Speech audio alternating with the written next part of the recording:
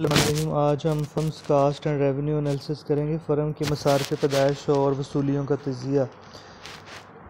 इसमें दो तरह के अखराजात होते हैं। पैदावार के अखराजात, जब कुछ कमोडिटी बनाई जाती है तो उसमें जो आमलीन पैदाइश सम फैक्टर ऑफ प्रोडक्शन इस्तेमाल होते हैं उनको पेमेंट्स की जाती हैं, जिसकी वजह से अखराजात होते हैं। जैसे कि ज़मीन का मुआवजा लगान होता है, मज़दूरों की उजरतें होती हैं, सरमाए का सूद होता है, आजिर का मुनाफा शामिल होता है, नीज़ खाम माल की कीमत, मशीनरी की मरम्मत और तजदीद के अखराजात भी इसी में शामिल किए जाते हैं।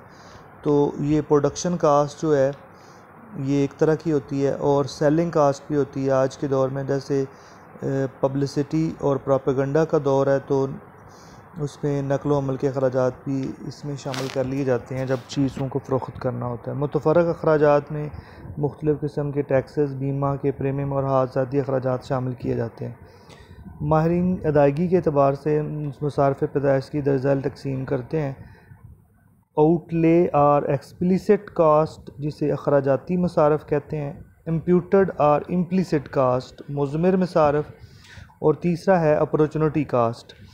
एक्सप्लिसिट कास्ट सरी या अखराजाती मसारफ़ से मुराद वो अखराजात हैं जो कोई फ़र्म आमलीन पैदाइश की खदमात हासिल करने के लिए बर्दाश्त करती है। जैसे कि मैंने पहले बताया कि हमें 4 फैक्टर ऑफ प्रोडक्शन है तो उन चारों का मुआवजा अदा करना होगा। ज़मीन का लगान, इमारत का किराया, मज़दूरों की उजरतें, सरमाए का सूद, बिजली का बिल, टैक्स, इससे सारे अखराजात जो हैं अखराजाती मसारफ़ या एक्सप्लिसिट कास्ट में आते हैं। मुज़मिर मसारफ़, इन्हें गैर अखराजाती मसारफ़ भी कहा जाता है। ये ऐसे मसारफ़ हैं जो फ़र्म इन अवामल के बदले अदा करती है जो इनकी ज़ाती मलकियत में होते हैं, जिन्हें दूसरों से हासिल नहीं किया जाता। इनके मसारफ़ को इसलिए पेश नज़र रखा जाता है कि अगर फ़र्म उन्हें खुद इस्तेमाल नहीं करती तो दूसरों को देकर उनके बदले का आवाज़ हासिल कर सकती है। फॉर एग्ज़ाम्पल, अगर किसी बंदे के पास खुद की फैक्ट्री है, उसकी ज़मीन अपनी है, बिल्डिंग अपनी है, तो वो किराया उसका शामिल किया जाएगा, क्योंकि अगर वो उस अपनी फैक्ट्री के लिए देता किसी और को किराए पर दे देता है तो फिर भी उसे वो मुआवजा मिलना था। तो ज़मीन के फ़र्म के मालिक की अपनी मेहनत का मुआवजा, उसकी सरमाए का सूद, अपनी ज़मीन का लगान और सरमाए की फरसूदी, अलाउंस वगैरह जो हैं वो गैर अखराजाती मसारफ़ में या इम्प्लिसिट कास्ट में शामिल होते हैं। मुतबादल मसारफ़ क्या हैं जी? Opportunity cast. माहिरीन ने मसारिफ़ पैदाइश का गहरी नज़र से मुताला करने के बाद इसके जिन मुख्तलिफ़ पहलुओं पर रोशनी डालते हैं, इनमें मुतबादल मसारफ़ का तस्वुर ख़ुसूसी अहमियत का अमल है। इसकी तारीफ़ इन अल्फाज में बयान की जा सकती है। इससे मुराद है ज़र की सूरत में वो रकम जो किसी आमल पैदाइश को मुतबादल इस्तेमाल से हटाकर किसी मखसूस इस्तेमाल की तरफ राग़िब करने के लिए अदा करनी ज़रूरी है।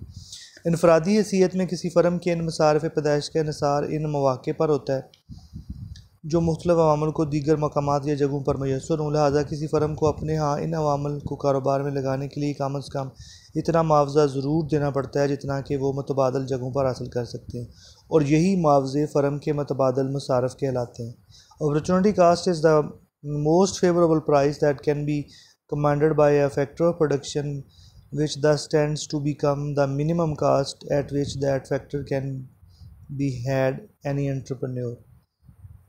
मुतबादल मसारफ़ से मुराद ये है कि अगर कोई आज अपने यहाँ इस्तेमाल करे तो इसके मसारफ़ इस फ़ायदा के बराबर होंगे जो किसी बेहतरीन इस्तेमाल में बदलाने के लिए बदले खोया गया हो। मसलन एक इंजीनियर फ़र्म के 10,000 रुपये मान हासिल करता है। अगर वो फ़र्म इंजीनियर की खिदमत हासिल करना चाहेगी तो कम 10,000 रुपये मुआवजा अदा करने का, जिससे मुतबादल फ़र्म से हटाकर खुद हासिल करने के लिए कम से कम इतनी रकम अदा देनी पड़ेगी जितनी वो दूसरी फ़र्म से हासिल कर रहा है, तो अपॉर्चुनिटी कास्ट कहलाएगी।